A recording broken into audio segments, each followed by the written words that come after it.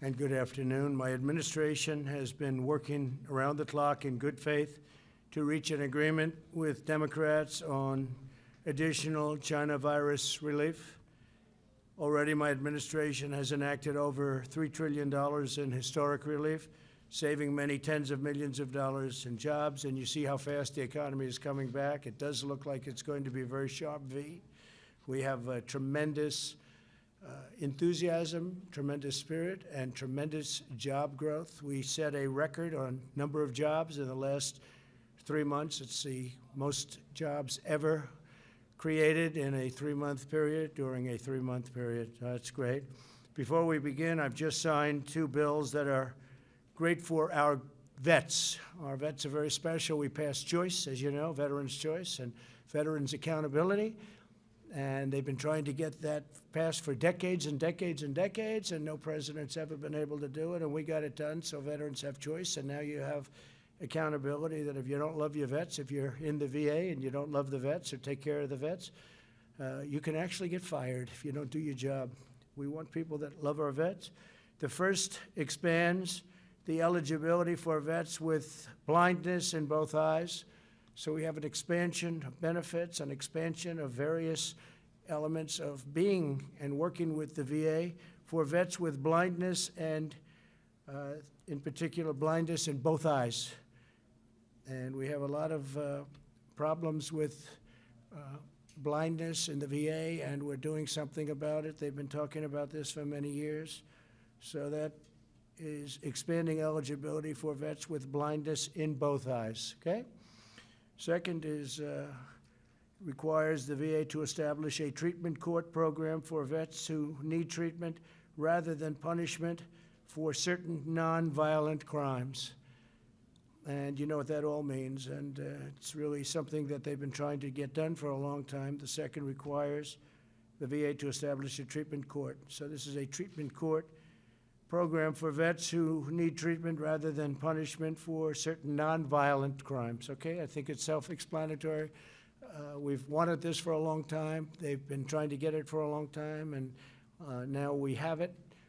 And I want to thank everybody for helping us get that done. We had a lot of support from a lot of great people, including people in the VA. In the current negotiations, we have repeatedly stated our willingness to immediately sign legislation providing expanded unemployment benefits, protecting Americans from eviction, and providing additional relief payments to families.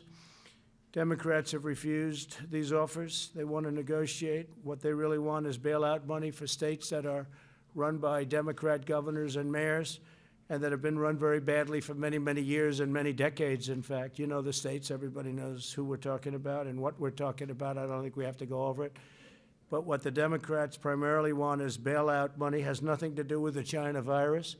It has nothing to do with anything that we've been talking about over the last period of time. They want to bail out states that have been badly managed by Democrats, badly run by Democrats for many years, and in fact, in all cases, many decades. And we're not willing to do that. Nancy Pelosi and Chuck Schumer have chosen to hold this vital assistance hostage on behalf of very extreme partisan demands, and the radical left Democrats said we just can't do that. So hopefully we can do something with them at a later date, but we're going to be signing some bills in a little while that are going to be very important and will take care of pretty much this entire situation as we know it and as you have been covering it, and in some cases actually covering it accurately. Many of the far-left policies they're pushing have nothing to do, again, with what we have been working on so hard, namely the corona. You can call it so many different names. What a horrible thing China released upon the world. 1/3 of their bill, the HEROES Act, is spending completely unrelated money to the virus. Here are just a few of the policies in their extreme left bill. And again, this is a bill supported by Biden. And Biden is totally controlled now by the Bernie Sanders left wing of the party. And in fact, he's gone further left than Bernie Sanders ever dreamt of going. So obviously, other than Bernie have brought him left. If you look at the manifesto that they've agreed to, it's far further left than I've ever heard anything about Bernie Sanders. The massive taxpayer bailout of badly run blue states. We talked about that's one of the things they're looking to do. Measures designed to increase voter fraud, banning voter ID. They want to ban voter ID. We should have voter ID in every state. Every state should have voter ID. You have ID on everything you do practically. Everybody has voter ID.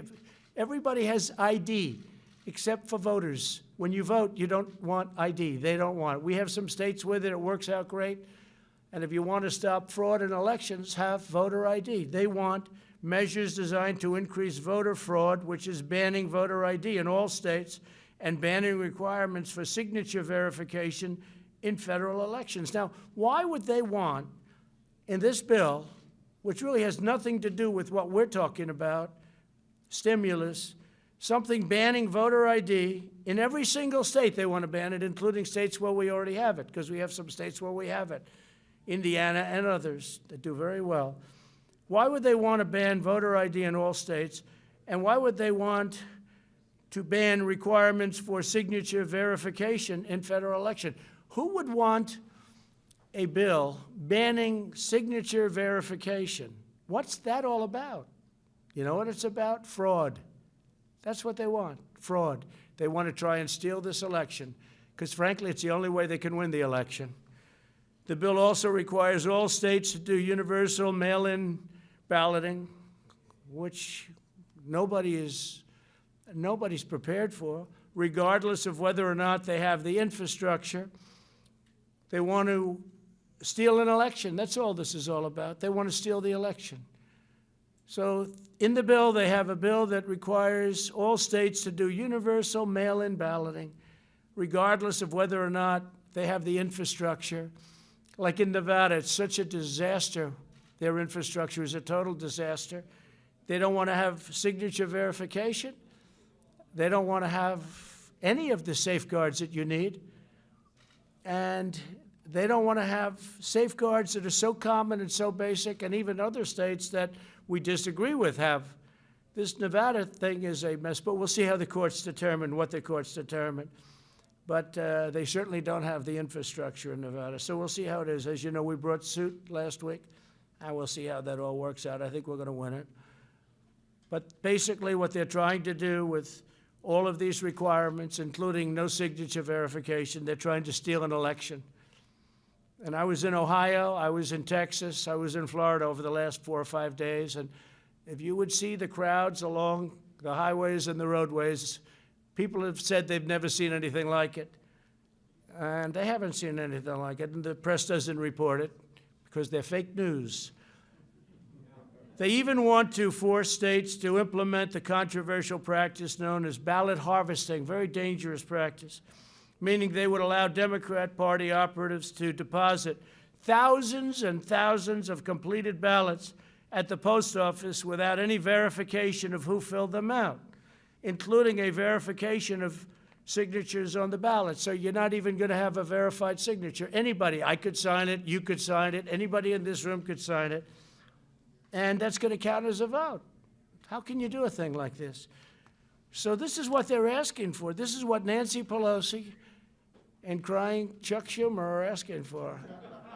Okay, it's ridiculous. It's horrible. It's a horrible thing.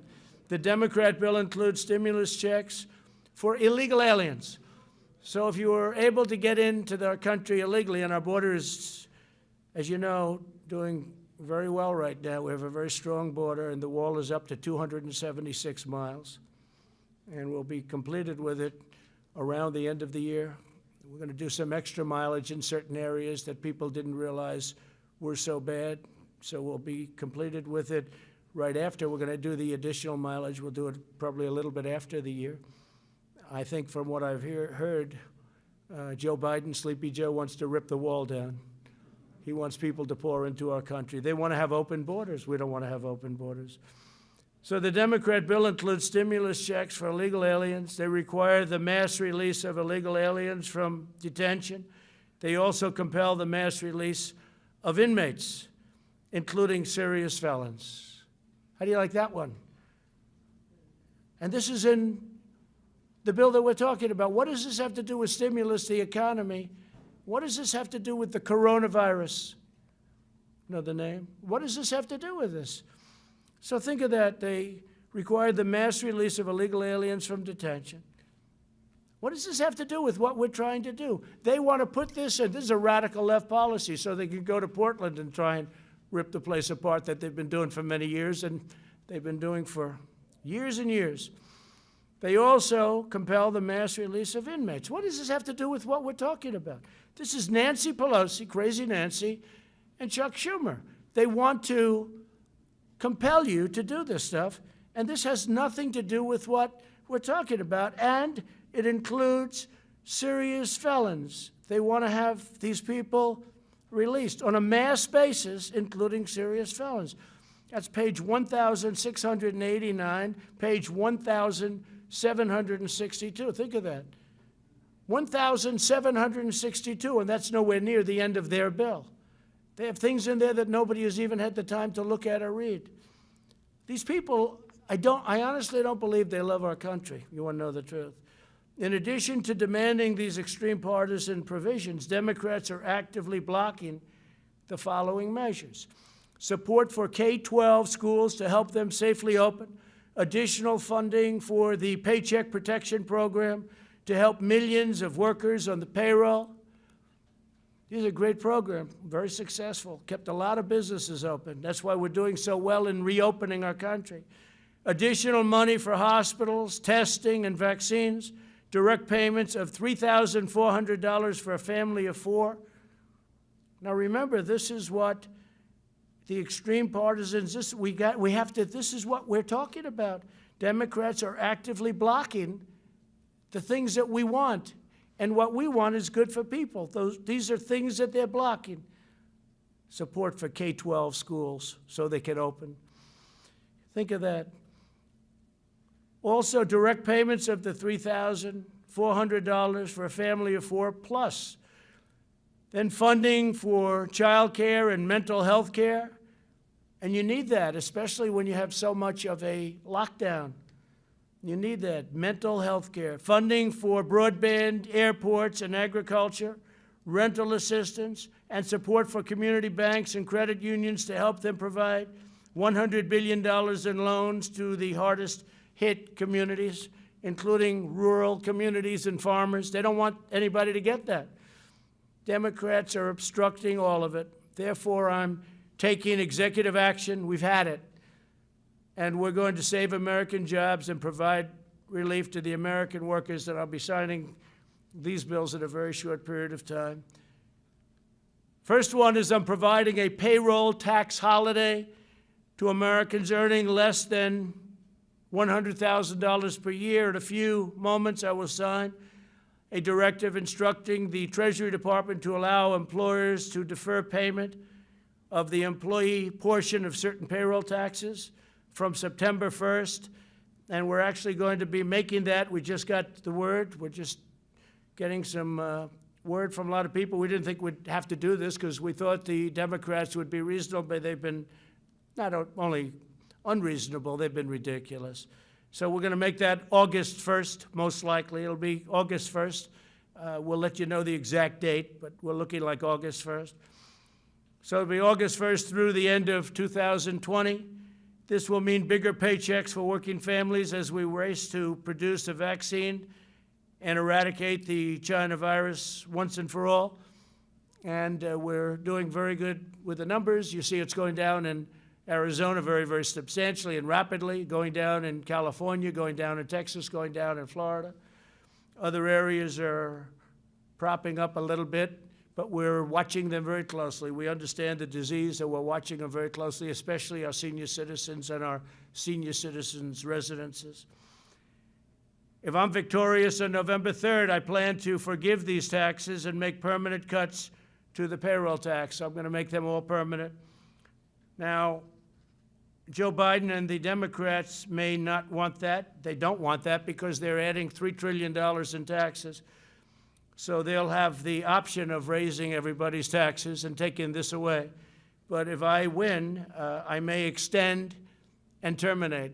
In other words, I'll extend it beyond the end of the year and terminate the tax. And so we'll see what happens. Biden probably won't be doing that. You'll have to ask him. I don't think he knows what he's doing. Second, I'm signing an executive order directing the Department of Housing and Urban Development, HHS, and CDC to make sure renters and homeowners can stay in their homes.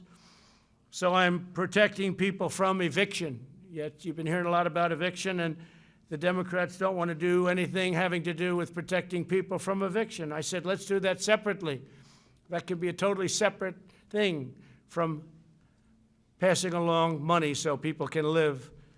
And they didn't even want to protect people from eviction, so they would get evicted. It's not their fault that this virus came into our country. It's China's fault, and came into the world. By the way, a lot of the people, a lot of the states that were doing the best are having some problems. A lot of the states that we weren't thinking were doing the best are doing very well.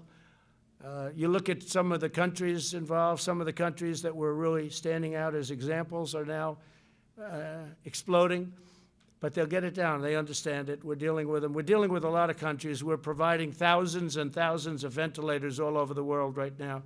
We make a lot of ventilators. We started off with very little, and we're making a lot.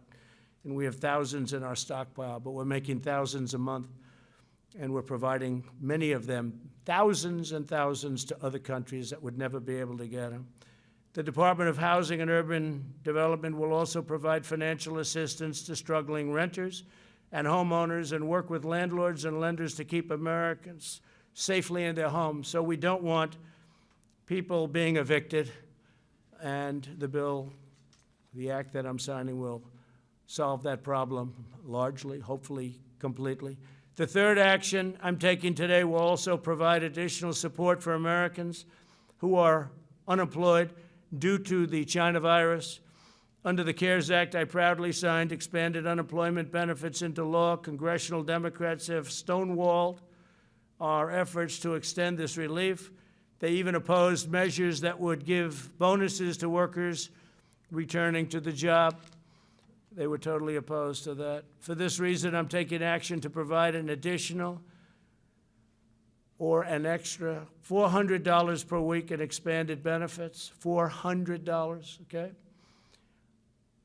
So that's generous, but we want to take care of our people. Again, it wasn't their fault, it was China's fault. States will be asked to cover 25% of the cost using existing funding, such as the tens of billions of dollars available to them through the Coronavirus Relief Fund. Under this plan, states will be able to offer greater benefits if they so choose, and the federal government will cover 75% of the cost. So we're all set up. It's $400 per week, and we're doing that without the Democrats. We should have been able to do it very easily with them, but they want all of these additional things that have nothing to do with helping people. Fourth, I'm signing a directive providing relief to student loan borrowers. Earlier this year, we slashed student loan interest rates to zero. I don't know if people know that because the press doesn't ever report it, but maybe they're watching now.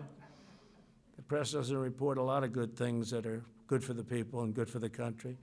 Earlier this year, we slashed student loans, interest rates to 0%, and suspended student loan payments, and Congress extended that policy through September 30th.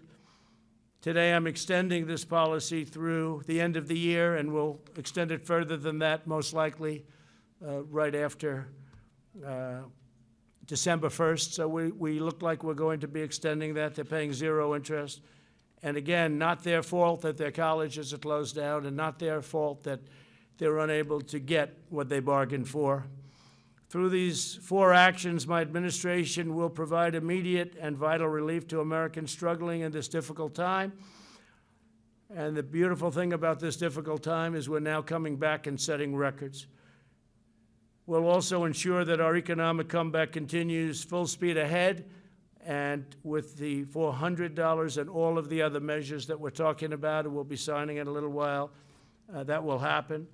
We're further looking at additional tax cuts, including income tax relief, income tax cuts, and capital gains tax cuts. So we're going to be looking at that, capital gains for the purpose of creating jobs, and income tax is self-explanatory, and it'll be income tax for middle income and lower income people, but middle income people, because they pay a lot of income tax, and you do have tax inequality. I'm saying that as a Republican. and you do have tax inequality. So we're going to be looking at income tax, and we're going to be looking at capital gains tax cuts on both, and maybe substantial. And we'll be reporting back fairly shortly on that. That's big news. That's big news, but very important. We want to have our jobs flourish. We want to have our companies do great. We want to have the 401ks, which are now at a level, if you look at the stock market, it's great. If you have stocks in NASDAQ, you're higher than you ever were, including even this is still during the pandemic, the stock market, because they see such incredible things happening, smart people. The stock market is at almost an all-time high. We're just short of it, and NASDAQ is higher than it ever was. It's broken the record 14 times in the last couple of months.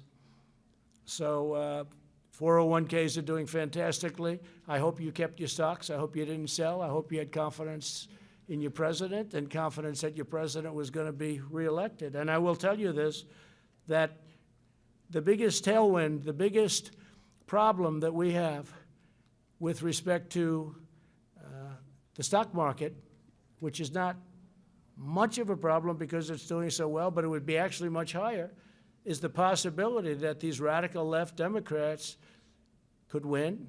And if they win, we're going to have a crash. We're going to have a terrible problem because they're going to raise taxes, $3 trillion worth of taxes. And that's going to affect everybody from middle income to upper income to jobs to companies. Your 401ks will go down like a rock. Your stocks will go down like a rock. You know, and don't forget, these big companies, you have stocks in these companies. You know, you own stocks.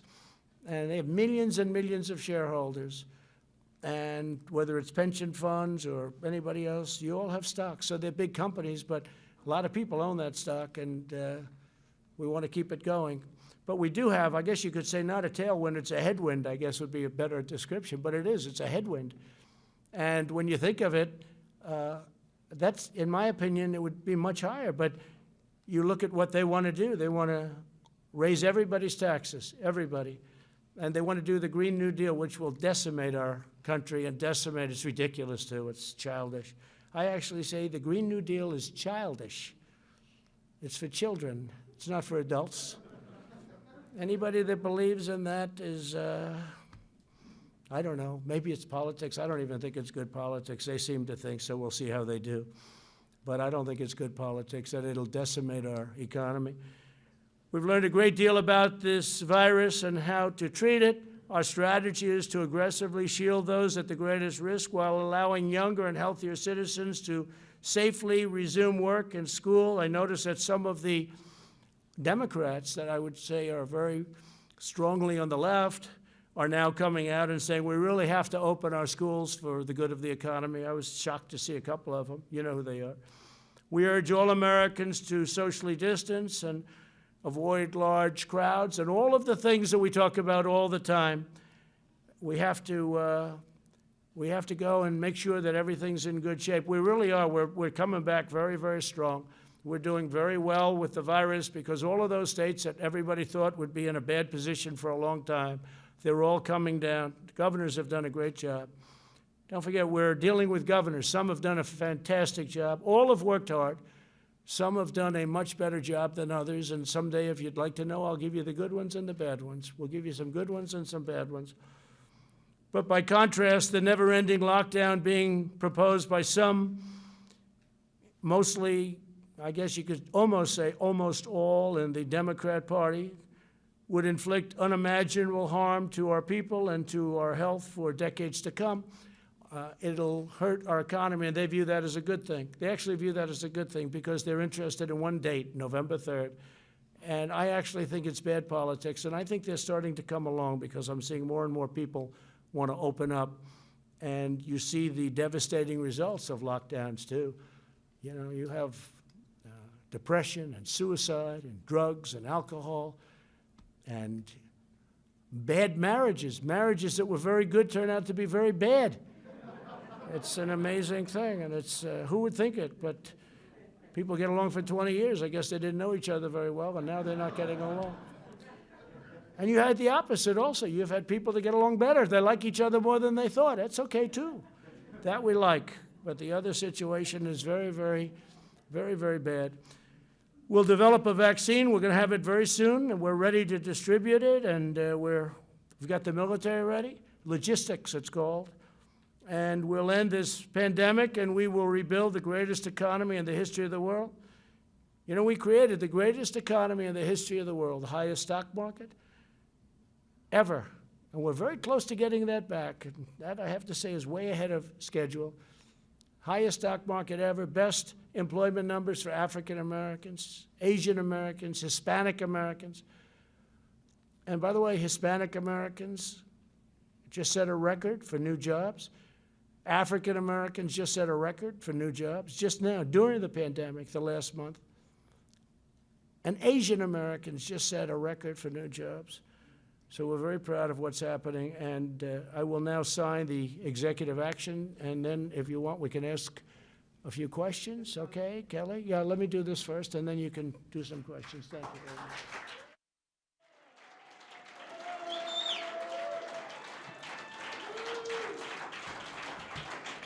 Okay, good.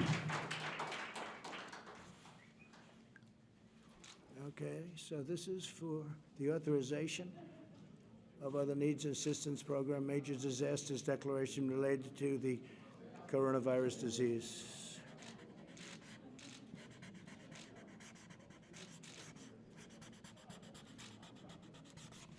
Okay, got it?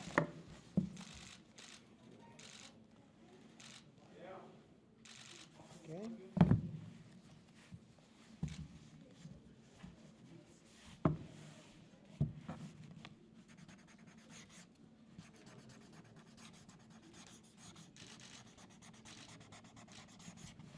So this is authority invested in me. This is the payment relief during the COVID-19 pandemic.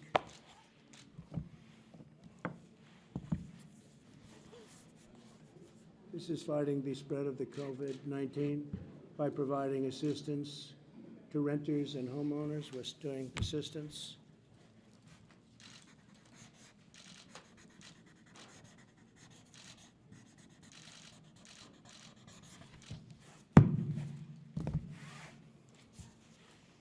And this is deferral payroll tax obligations. So this is your payroll tax obligations, which we're going to end up terminating eventually, right?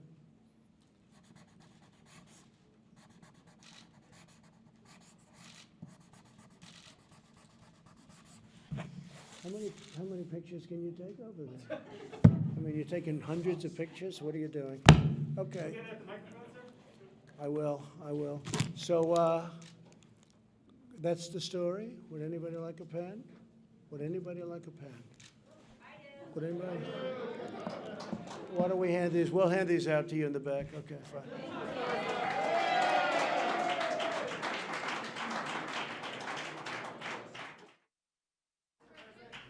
Yes, please. Yes, sir. Can we start with the $400, sir?